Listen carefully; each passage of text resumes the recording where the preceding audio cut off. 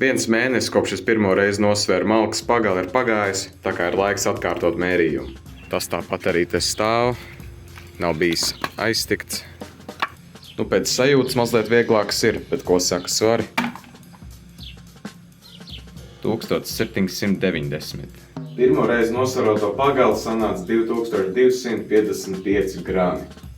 Tā kā es pieņēmu, ka pusi no slapjās pagales svara ir ūdens, tad izdalot uz 2, jeb reizinot ar pusi, es iegūstu 1127,5 gramus.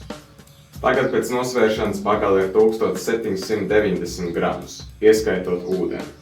Ja es atņemu pagales tīro svaru bez ūdens, tad sanāks 662,5 grami ūdens.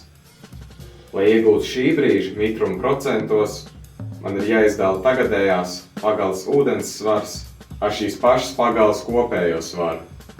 Tas sanāk gandrīz precīzi 3,70, un tas ir tas pats, kas 37%.